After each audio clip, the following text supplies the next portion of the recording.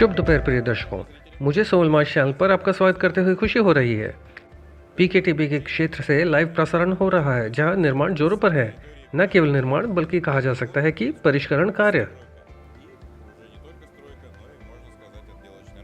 आपके साथ हमेशा की तरह अलेक्जेंडर सुदेरेव है और हम अब शुरू करते हैं। पिछले वीडियो से आप जानते हैं, यदि आप करीब से देखते हैं तो कैमरा बहुत बड़ा बदलाव नहीं दिखा पाता है, लेकिन अगर हम इसे निपटते हैं तो मुझे लगता है हमें बहुत सी दिलचस्प चीज़ें मिलेंगी। और अब इस बात पर थोड़ा जोर दें कि क्या काम किया जा रहा है और इसकी क्या आवश्यकता है। सभी कार्यों का वैश्विक लक्ष्य भवन का निर्माण और काम की शुरुआत है।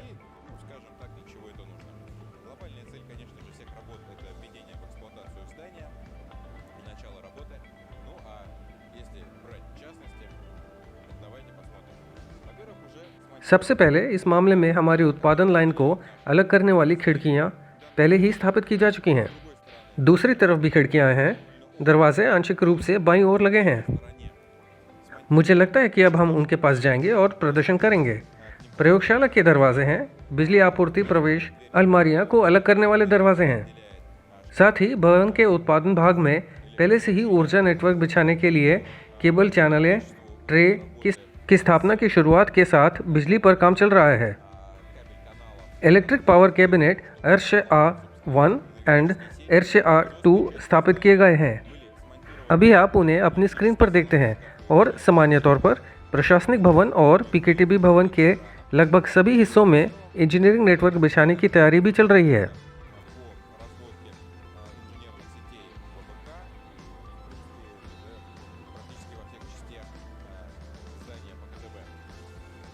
क्या ध्यान देने योग्य है? गोदाम बनाए जा रहे हैं। गोदाम पहले से ही लगभग तैयार पूर्ण इकाई है। यहाँ रैक इकट्ठे किए जा रहे हैं और निकट भविष्य में वे उपयोग में लाए जाएंगे। लेकिन यह सबसे महत्वपूर्ण बात नहीं है। मुझे लगता है कि आज की एक ऐसी प्रमुख घटनाओं में से एक को सुरक्षित रूप से पीकेटीवी के इमारत के अंदर पानी की पाइप अर्थात संचार की शुरुआत का कार्यान्वयन कहा जा सकता है। यह पहला इनपुट है और पाइप पहले से ही अंदर जा चुके हैं। अब आप इसे अपनी स्क्रीन पर देखें। अब देखिए, जो खाई खोदी गई थी, आप देखते हैं कि पाइप कैसे बिछाए गए थे। वे अब वितरण इकाई से जुड़े हुए हैं।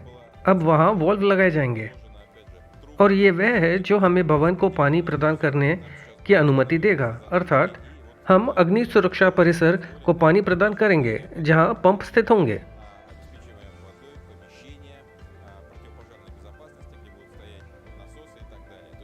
हमारी सुविधा की सुरक्षा बढ़ाने के लिए और इसमें मौजूद सभी लोगों के लिए सबसे पहले यही आवश्यक है। इसके अलावा भवन में पानी का पाइप लगाने पर भी काम जारी रहेगा, जिसे अन्य कार्यों के लिए डिज़ाइन किया जाएगा, लेकिन हम निकट भविष्य में आपको ये सब दिखाएंगे। इसलिए हुर्रे कॉमरेड हुर्रे, पहला इनपुट पहले से ही हो चुका है। चलिए आगे बढ़ते हैं। लेज़र उपकरण लगाना जारी है। बाइंडिंग बनाई जा रही है। लेज़र कॉम्प्लेक्स पहले ही स्थापित हो चुके हैं। बिजली कनेक्शन की तैयारी चल रही है, जैसे कि हमने पहले कहा था। मुझे लगता है कि ये लेज़र उपकरण निकट भविष्य में काम करना शुरू कर देगा। और कृपया ध्यान दें कि यहाँ बहुत जगह है और कुछ मुझे बताता है कि यह लेज़र यहाँ अकेला नहीं रहेगा। चलो वहाँ चलते हैं।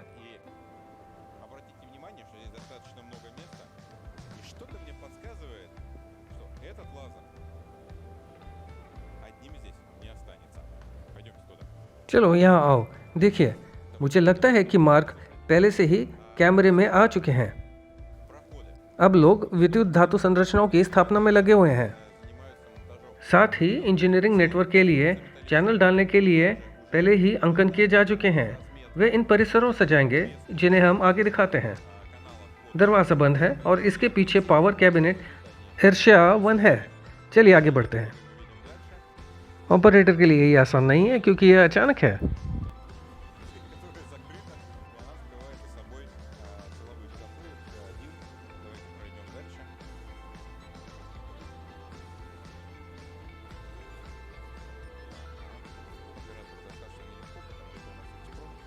हेलो, हम यहाँ एक वीडियो फिल्मा रहे हैं, कर सकते हैं ना?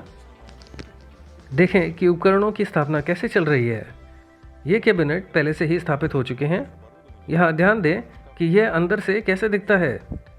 संरचनाएं कितनी बड़ी और मजबूत हैं। धन्यवाद। अब हम गोदाम जा रहे हैं। अलमारियाँ, संरचनाएं वास्तव में विशाल हैं। ये भी ध्यान दें कि अतिरिक्त रैक की स्थापना यहाँ जारी रहेगी, जिसके बीच एक विशेष लोडर ड्राइव करेगा, जो उन सभी सामग्रियों को वितरित करने में सक्षम होगा जो यहाँ संग्रहित की जाएंगे। और यहाँ सामग्री और तैयार उत्पादों दोनों को स्टोर करना संभव होगा। और सिद्धांत रूप में आपको जो कुछ भी पसंद है। चलिए आगे बढ़ते हैं।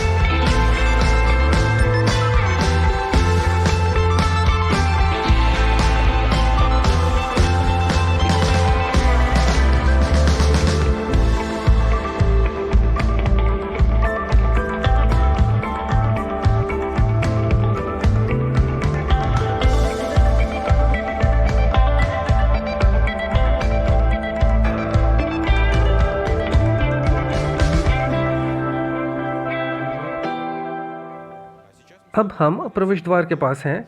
इसके पीछे एक रैंप है। और हमारे ऊपर क्या है? हम यहाँ पर छत देखा करते थे, लेकिन तथ्य यह है कि अब ये दिखाई नहीं देता है। धातु संरचनाएं स्थापित की गई हैं, पैनल लगाए गए हैं और वास्तव में हमें अलग अलग कमरे मिले हैं जिनका उपयोग किसी विशेष उद्देश्य के लिए किया जाएगा। ठीक है, चलो शायद ऊपर चलते हैं और देखते हैं कि अंदर से कैसे दिखता है। इसलिए हम दूसरी मंजिल के मेजनाइन पर चढ़ गए, जो इमारत के पीछे रैंप के पास स्थित है। पहले से ही बड़ी रुकावटें हैं। उनमें से कुछ दीवारें हैं जो हमें इमारत के गोदाम वाले हिस्से से अलग करते हैं, लेकिन मेजनाइन के साथ ही विभाजन भी है। यहाँ पहले से ही कार्यक्षेत्र बन रहे हैं जहाँ अपने कर्तव्यों का पालन करना संभव होगा। चलिए आगे बढ़ते हैं। अब हम अगले कमरे में जाएंगे। वहाँ काफ़ी अंधेरा होगा, लेकिन फिर भी। वैसे कृपया ध्यान दें कि इमारत में तूफान सीवर की अधिकांश आंतरिक वायरिंग पहले से ही पूरी हो चुकी है और अब हमें कनेक्ट करना है उन संचारों के लिए जो पहले ज़मीन में दबे हुए थे। इसलिए प्रक्रिया उसी दिशा में आगे बढ़ रही है। खैर यहाँ देखने के लिए कुछ नहीं है। कृपया ध्यान दें कि इस कमरे में सफ़ेद रोशनी दिखाई नहीं देती है। यहाँ आर्टिफिशियल रोशनी की जानी चाहिए।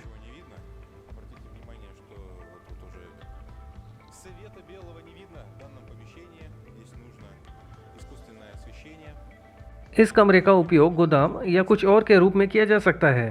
तो ये प्रक्रियाएं हैं जो निर्माण स्थल पर होती हैं।